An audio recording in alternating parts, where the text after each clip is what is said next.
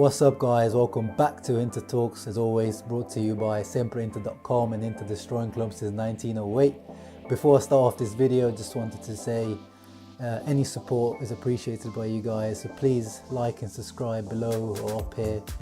You know, we're just a new channel, only started 2 months ago, so any help from you guys is very much appreciated. Without further ado, let's get into the video. Once again, bringing you this video in positive mood.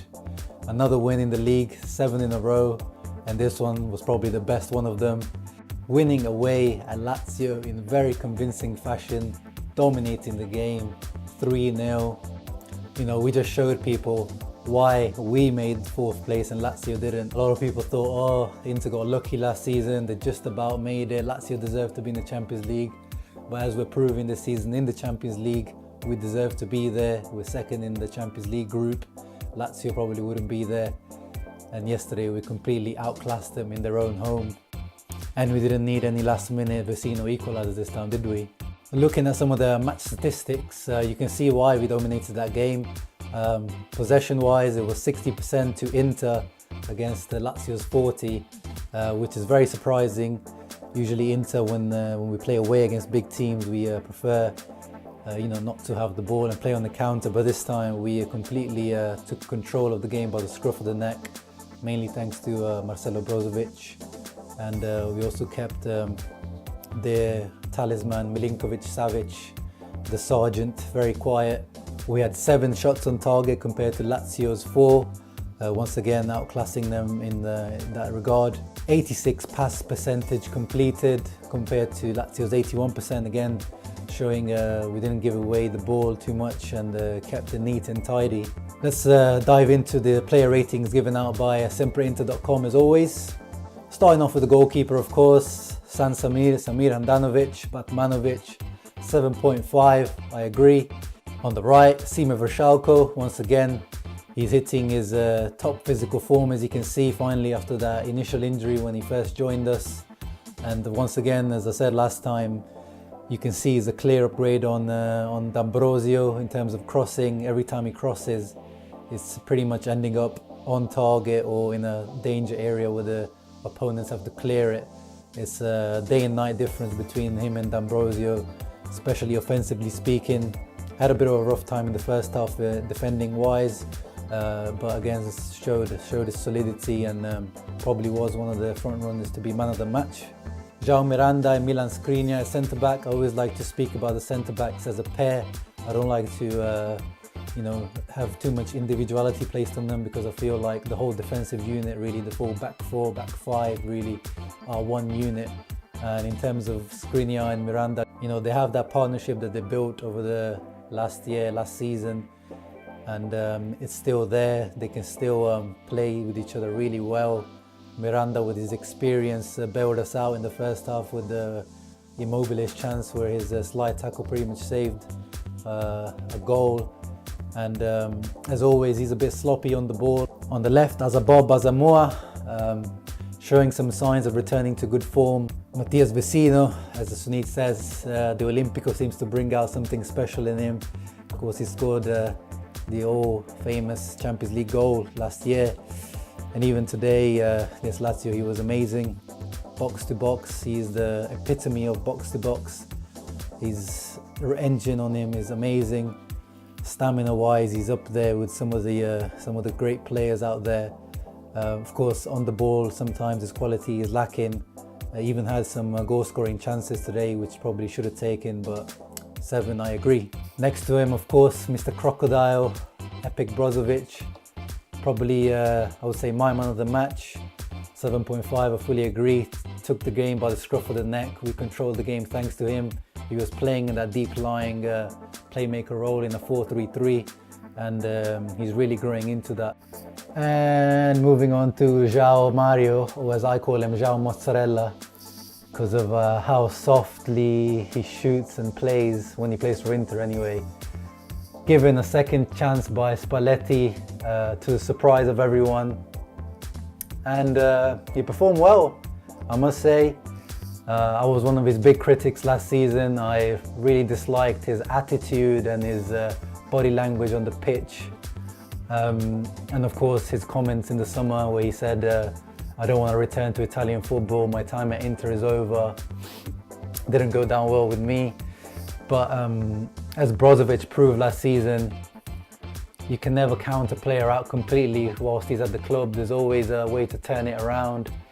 Brozovic was actually probably in a worse situation than Joao Mario last season after Brozovic ironically clapped Inter fans when he was being subbed and he was booed off the pitch. I don't think Joao Mario has ever been treated in that same way or has reacted publicly in that manner.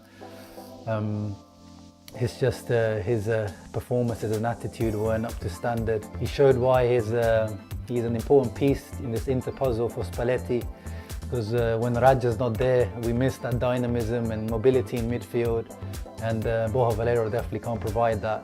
So we need someone like Joao Mario to step up to the plate now. On the left, Ivan Perisic, he also looked a bit better physically today. He seemed a bit more sharper.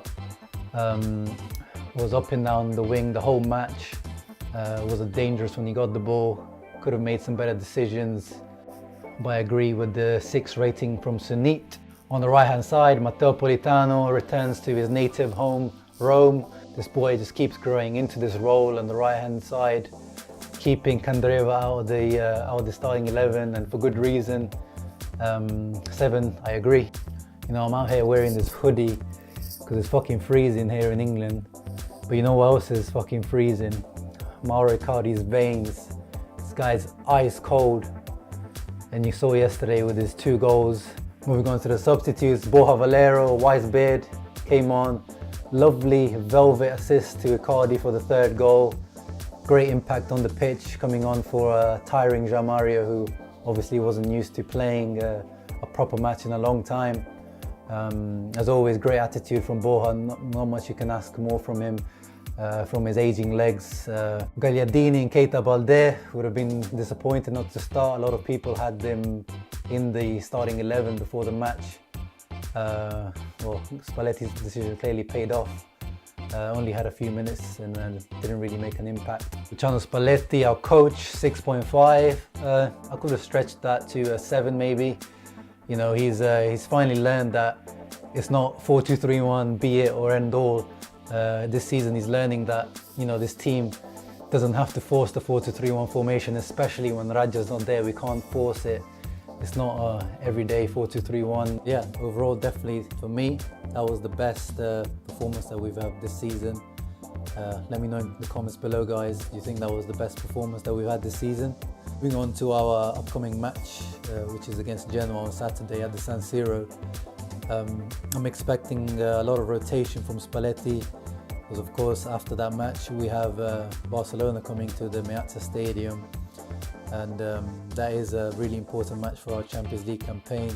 So I'm expecting a little bit of rotation from Spalletti, especially considering that players such as Vecino, Asamoah, Skriniar have played almost every minute of this season. Of course, Genoa should never be underestimated. They're a dangerous team.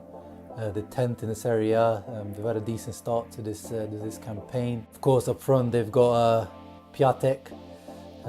He's got 9 goals in 9 matches. On fire for them, the Polish striker, the new Lewandowski, as some people call him. Very dangerous, and also they've got Kwame up front. Of course, one of Inter's best youth products, Daniel Bessa, centre mid. You know, overall a team that we shouldn't underestimate. But of course, I'm expecting a win. I'm predicting a 3-1 victory for Inter, being positive, even if we do rotate. I still feel like this Inter team is finally starting to play like a big team. Whether it's a small team against them or a big team, we play in the same manner, controlling the match, and the players are finally starting to develop this big team mentality. Even against Barcelona when we lost, I felt like that was a great performance in terms of the way that we played. Of course, we could have done much better, but I think I felt that previous Inter teams would have crumbled in that. And as Real Madrid showed this last weekend, losing to Barcelona is quite easy.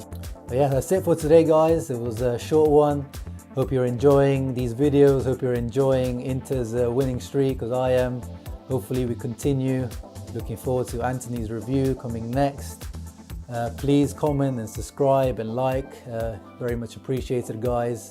Keep supporting us, keep commenting, and as always, Forza Inter!